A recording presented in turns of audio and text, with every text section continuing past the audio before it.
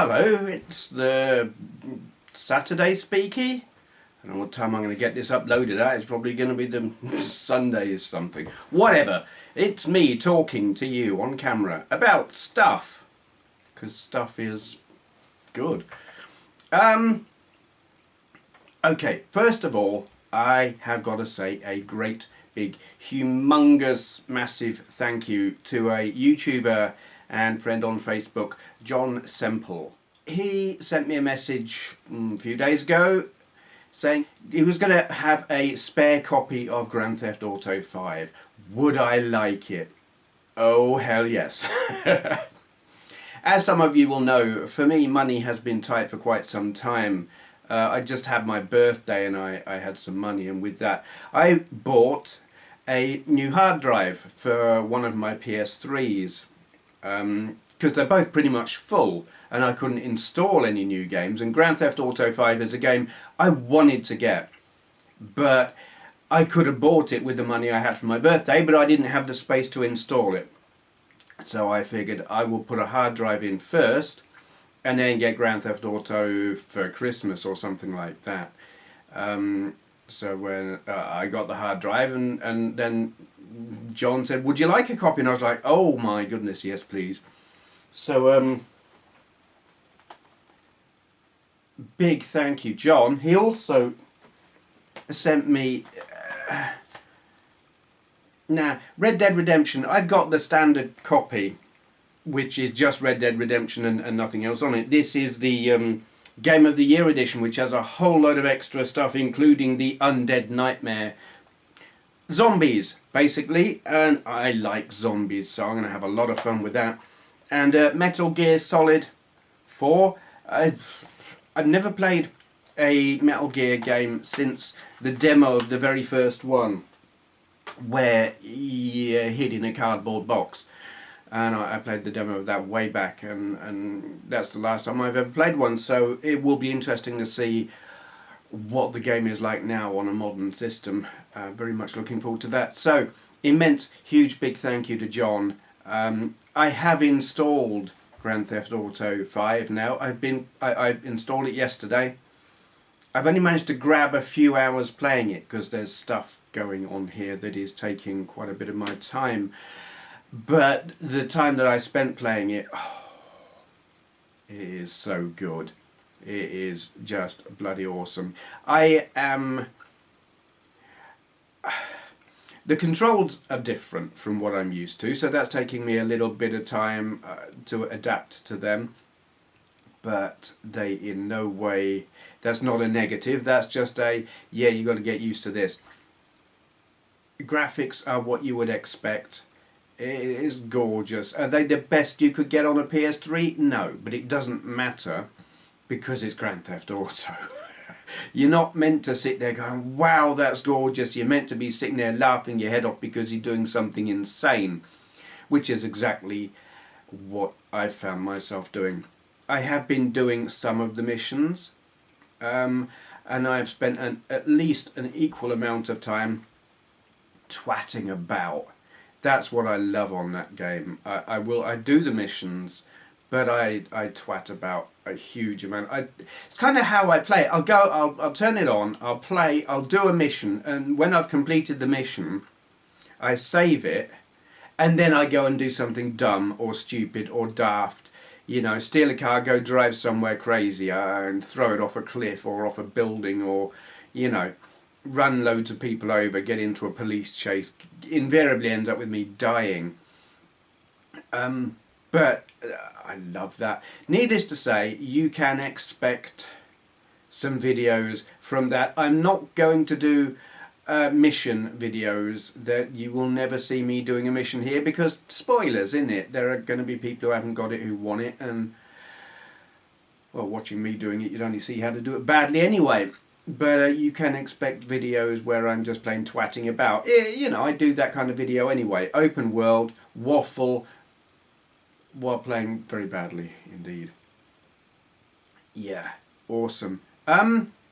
So yes, great big thank you to John. Now, where is it? There's a question related to this. that was asked.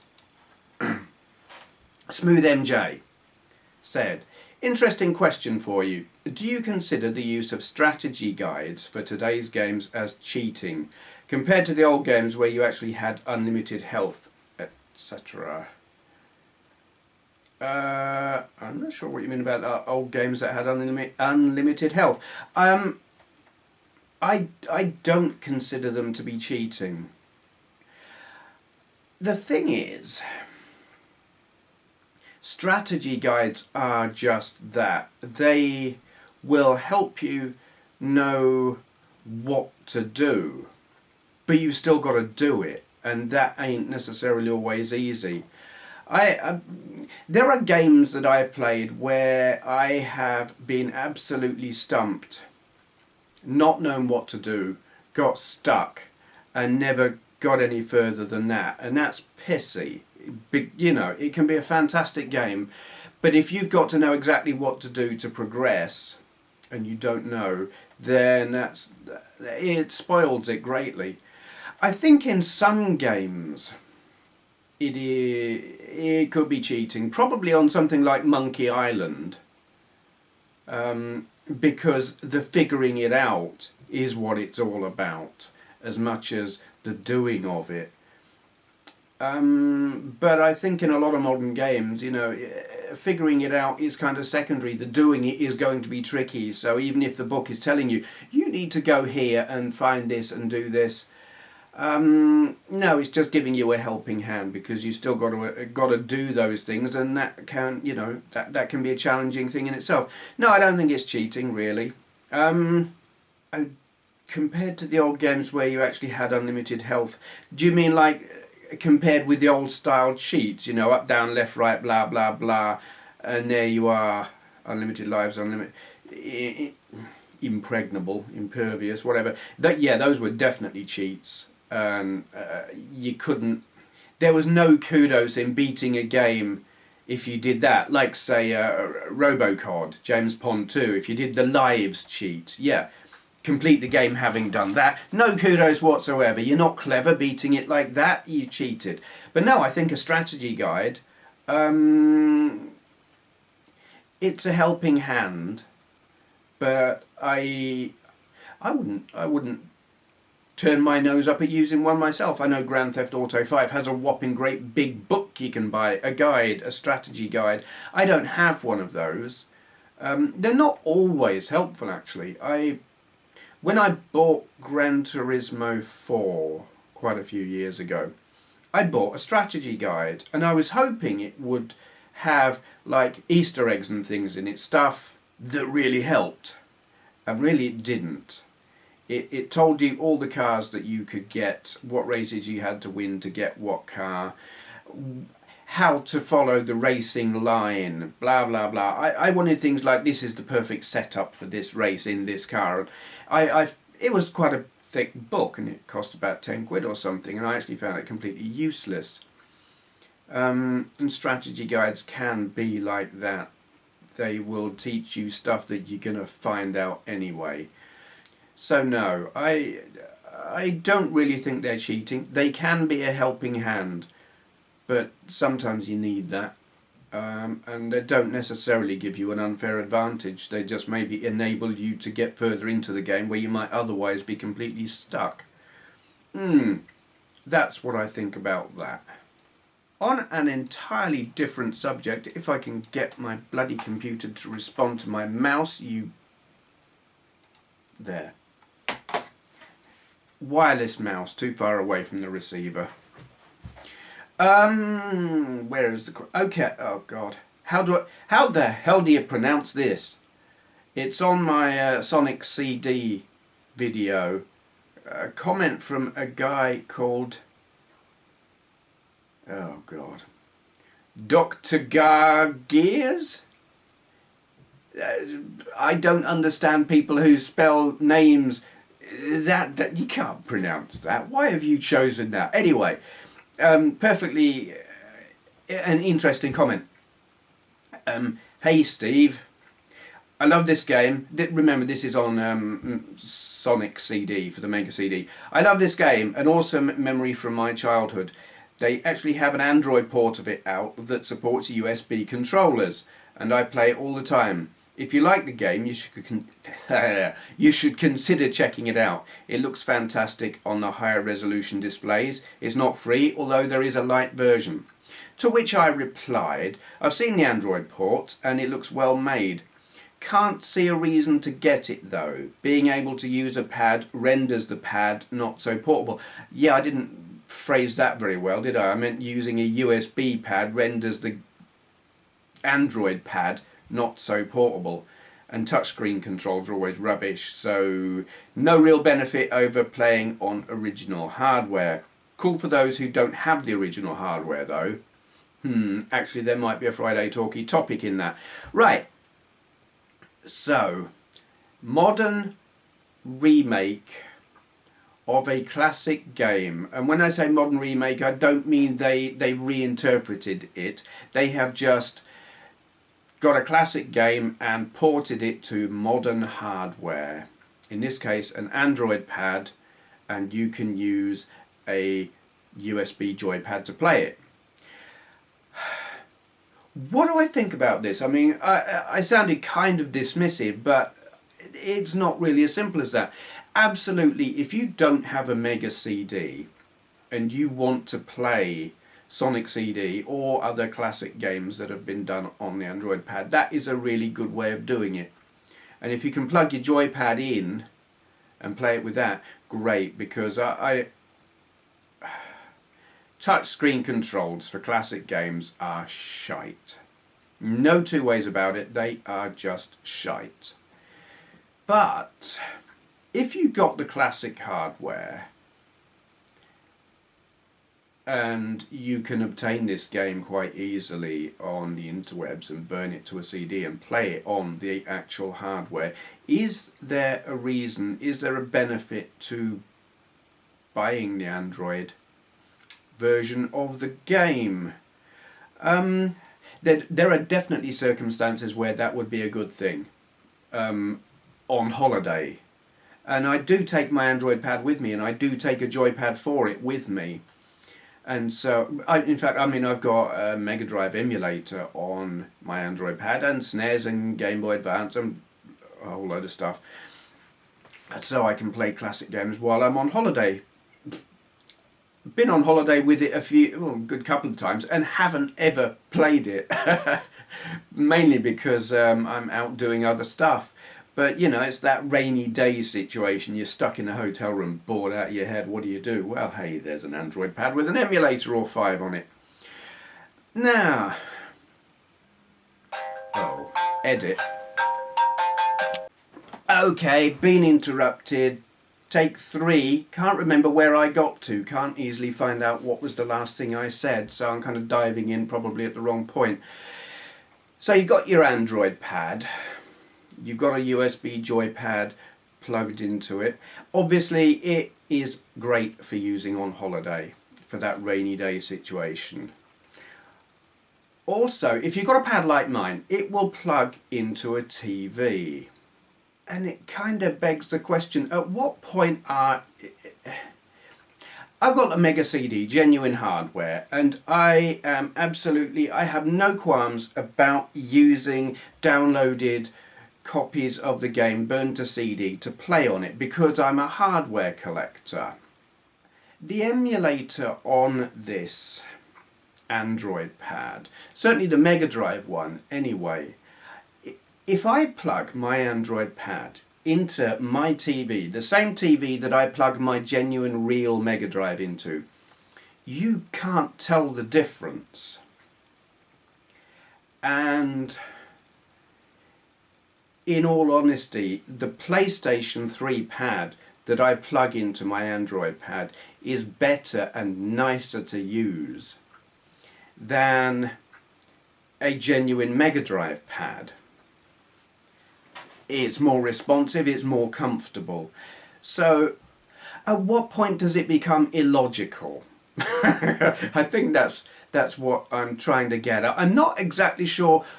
I'm not trying to put across a message of this is the way it should be. I think I'm more asking the question, at what point does it stop making sense using real hardware. I mean, collecting is an emotional thing anyway, which is not rational. I am happy to use downloaded software so long as I use the real hardware. But when the gaming experience using an emulator is actually superior, it looks exactly the same on the screen. You cannot tell the difference. It's not uber crisp. I know with some emulators, and you see it on YouTube all the time, you can largely tell when an emulator has been used because it is way crisper and sharper and pixel perfect than it would ever be using the real hardware. But with this emulator, it looks exactly the same. It's a little bit soft. So you can't tell the difference visually, and in terms of controllers, it's superior. Where is the sense in using the real hardware? Where...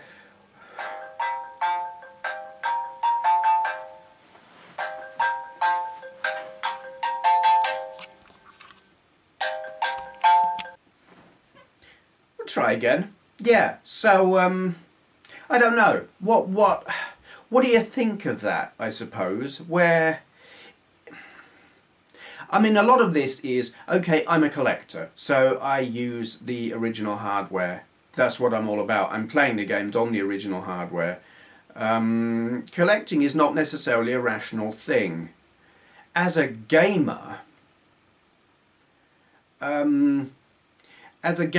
like to use the original hardware so that I can get the original experience. But it is kind of odd that you can find yourself in a situation with some equipment where you will have a superior gaming experience using not the original hardware, using cheating. What are your thoughts on that? It just gave me pause for thought, made me think, I mean, because I'm not elitist. I do not look down my nose at anyone who uses emulators. There are those who do, but there's the thing, it's the difference between being a hardware collector and a retro gamer. I'm both.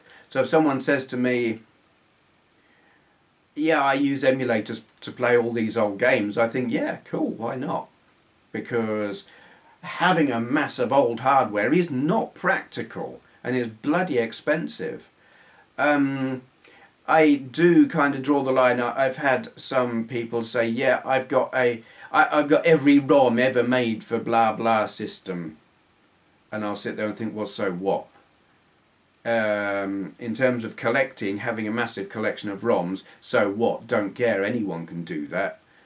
An evening of downloading will achieve that, no real difficulty. So that doesn't impress me in terms of collecting, but for gaming, for playing the games and having fun, emulators, fine. I've kind of lost the plot now. I've lost my train of thought and what it was I was trying to say. I suppose, yeah, there do seem to be circumstances where using the original hardware is not necessarily a rational thing to do. Your thoughts? Okay, this is going to be a short one, because that's all I've got to talk about. It's been a nightmarish week. There have been things going on that have been difficult to deal with. So I haven't watched a lot. I've not got a lot to comment on, and I ain't got a lot of time. As you noticed, I've been interrupted again. Okay. I don't know where I was. I've been, oh God. I had to go and rescue Andrea. She had broken down. Granted, I didn't fix the car, but it was getting dark. She was broken down at the roadside, about 10 miles away. So I went to join her while she waited for the repairman to come along and fix the car. I hate driving in the dark. Scares me. But there you go. All safe and well and home and car fixed and stuff. So, where the bloody hell was I? I don't remember. I have no clue. No idea. So, I'm going to call it a day there. Well, certainly on the topics. What's coming up? Because Kuan got so upset that I didn't say it. More of the same. And by more of the same, I mean I haven't got a bloody clue.